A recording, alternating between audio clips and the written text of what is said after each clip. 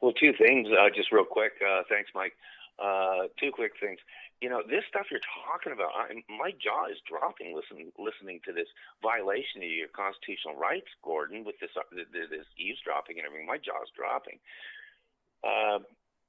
One question for you is, do you think, because you were talking about the old days before computers and stuff, I was beside myself when the Patriot Act came out, of course, post 9/11, as were guys like Mike and I'm sure you. Do you think the Patriot Act really made an impact, and we're talking about in the United States, but maybe even spilling over to Canada, post 9/11? Do you think that actually had an impact and or maybe a normalization of surveillance and stuff? Absolutely. There's absolutely no doubt about it. And the problem in Canada is this new constitution is supposed to give them protection. There's one line in there. Negates all of the protections. One line. And it's called the notwithstanding.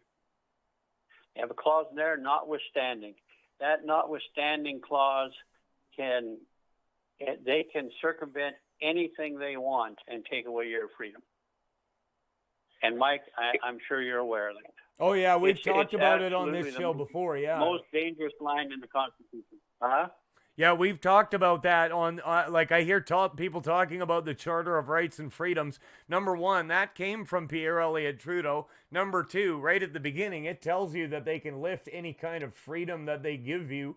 That document, my sister was in law school, and they were talking about the Charter of Rights and Freedoms. She called me because, she said, I know what you do, and you talk about these things a lot, and what are your thoughts on it?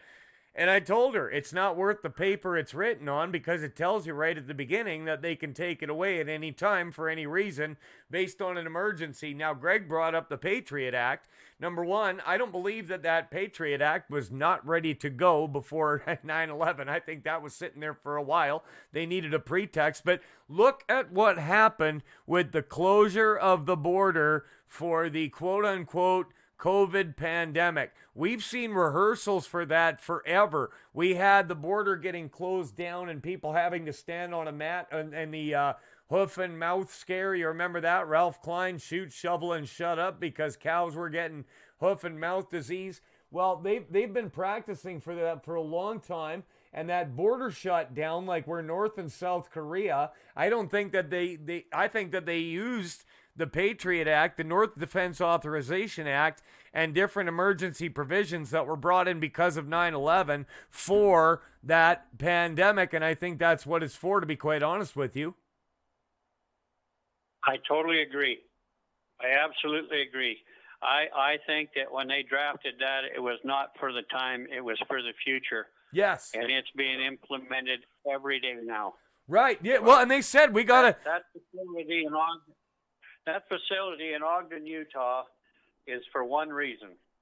It's to track and surveil every American and be able to know where they are, what they're up to, and take control of their lives when the time comes. That's what it's about.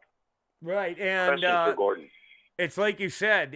Look, they tell you at the time, look, we got to fight the terrorists. The terrorists hate your freedoms. We got to come after them. We have to be able to tap your phones. We have to be able to do this. We have to be able to shut down borders. We have to, okay, that's great. What about 3 administrations later when they still have those powers on the books? Greg, your thoughts? Yeah, this is just an incredible conversation. I have really a heartfelt question here for Gordon.